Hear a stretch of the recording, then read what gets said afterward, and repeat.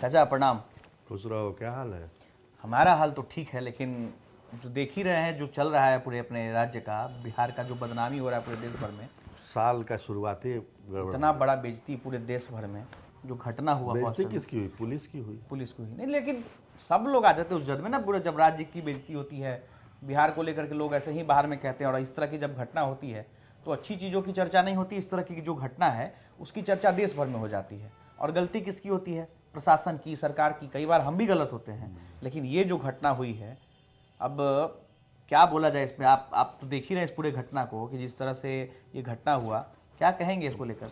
बच्ची डॉक्टर बनना चाहती थी, डॉक्टर बनना चाहती थी, और आज देखिए कि डॉक्टरों पर भी आरोप लग रहा है कि सही से जांच नहीं किया गया, सही से अब इलाज देखिए, हमको लगता है कि भाई पहले पहल जहाँ भी गई होगी वो, वहाँ तो डॉक्टर तो देखते ही मतलब पहचान जाता है क्या रोग है, क्या दिक्कत है। बिल्कुल।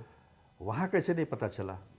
वहाँ तो शुरू में ही हो जाना चाहिए था कि इसके साथ इस तरह की घटना हुई है। और कोई झोला छाप हॉस्पिटल तो था नहीं, बड़ा हॉस्पिटल है शहर में, बड़ा नाम है, बड़े डॉक्टर हॉस्पिटल सब में, तो ये क्यों हुआ? ये एक बड़ा सवाल है। लोग बहुत तरह के दलीलें दे रहे हैं कि हम ये हैं, बड़ा पाक साफ हैं। अरे कोई नर्स भी देखती, वो भी बता सकती थी कि भाई उसके साथ कुछ गलत हुआ है।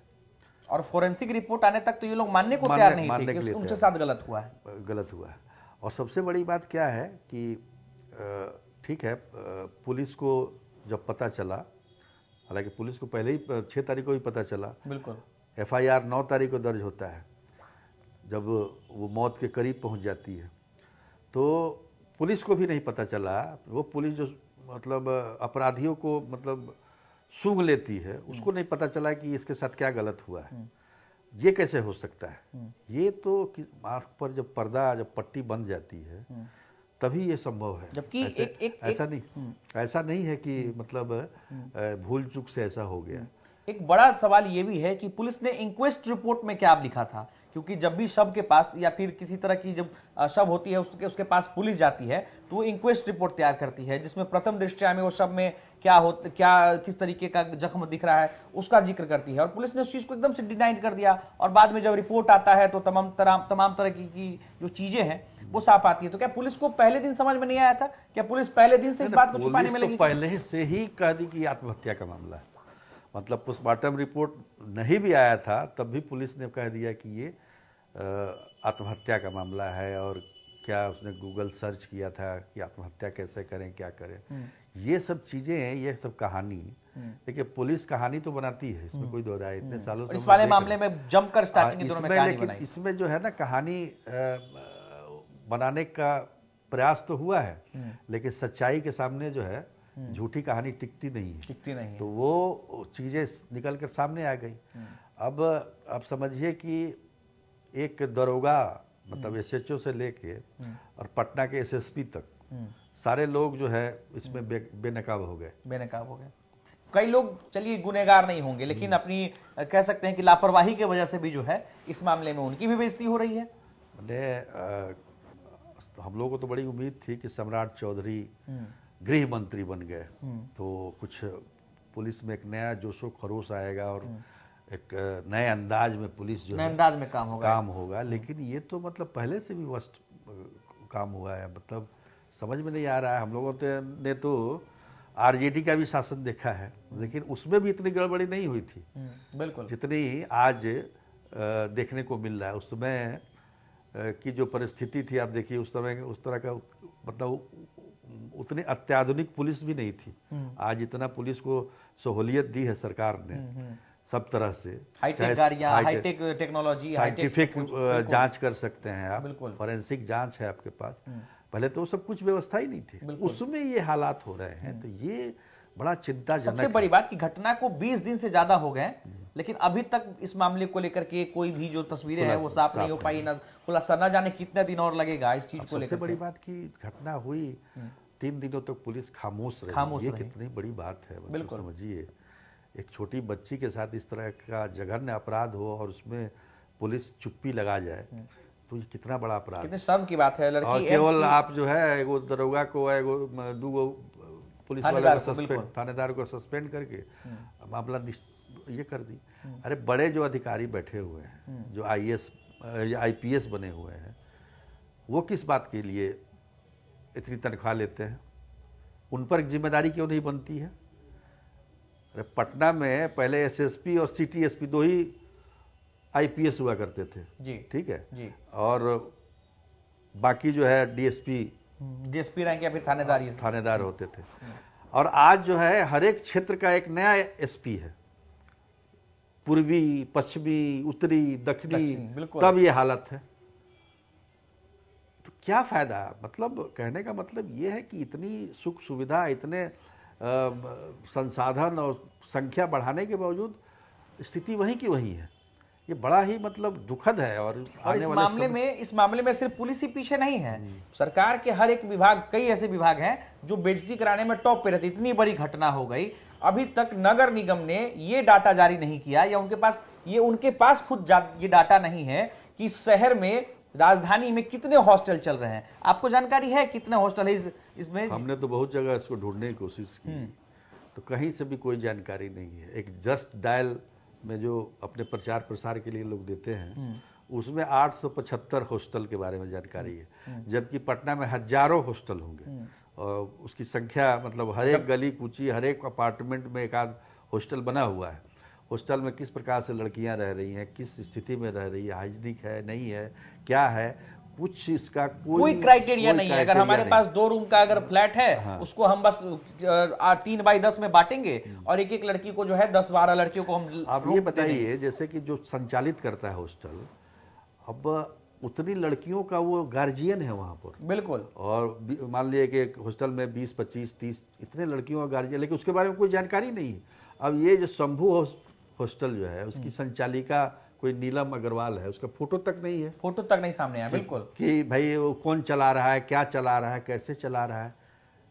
आप जो है पुलिस सर्कुलर जारी करेगी, आप किराएदार को अगर रख रहे हैं तो उसका थाना को जानकारी दीजिए, उसका आधार कार्ड दीजिए। उसका क्यों नहीं लिया भाई जो हॉस्टल चला रहा है? और आना जाना तो था सबका वहाँ, सबको पता है कौन है वो। एक से एक बड़े सफ़ेद पोस्ट पहुंचा करते थे वहाँ पे, गाड़ियां लगी रहती थी।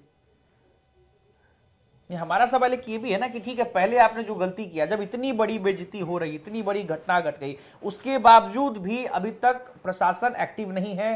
कोई ऐसा कदम नहीं उठाया गया है कि ये पता चले कि हॉस्टल कितने हैं। इससे पहले भी इस तरह की बात हुई है कि नहीं? बिल्कुल, कई बार भी घटना होती है तो होता है पता कर, जैसे कोचिंग को लेकर के जो दिल्ली में जो घटना घटी, तो यहाँ लिस्ट बनाने की बात हुई।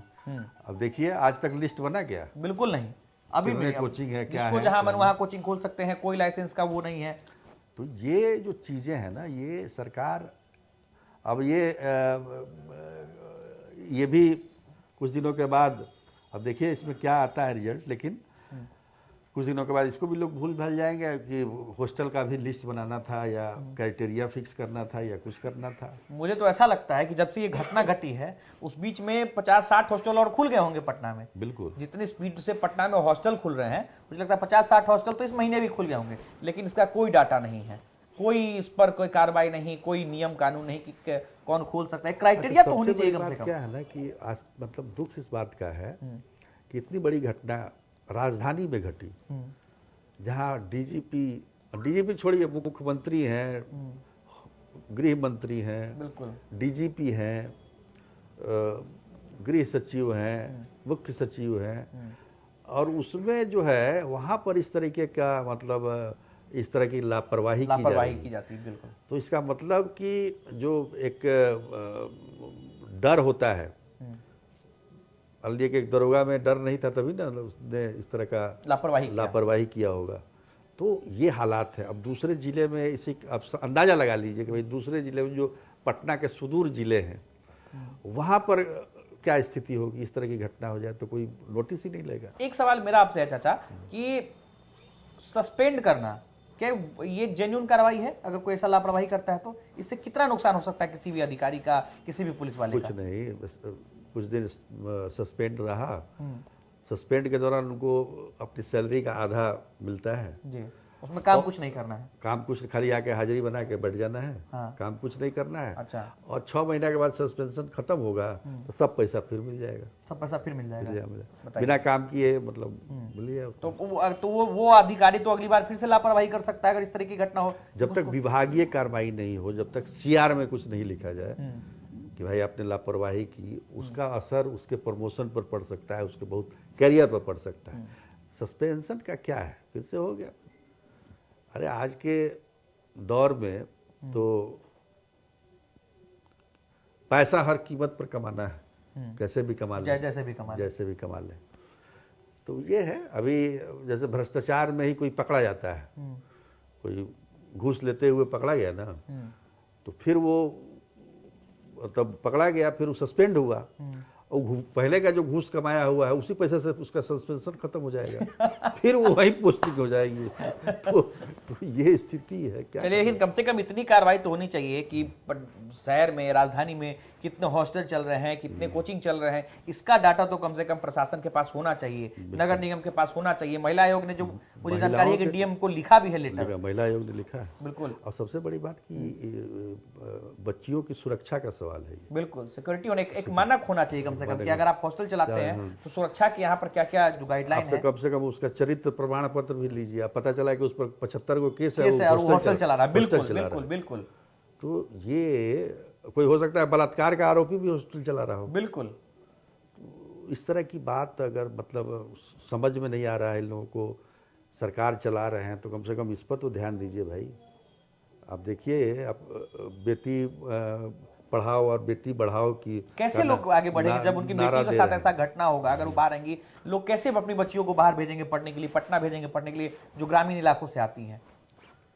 तो यही है, बड़ा दुखद है बहुत। देखते हैं कि कब तक अब इस पर जो है पुलिस खुलासा करती है और प्रशासन कब एक्टिव होती है इस आंकड़ा को जुटाने में, हॉस्टल पर नकेल कसने में, कि कोई भी आदमी आकर ऐसा ही हॉस्टल नहीं खोल सकता है। मिलते हैं अगले शनिवार चाचा भतीजा के फिर से अगले एपिसोड में, तब तक के लिए नमस्कार।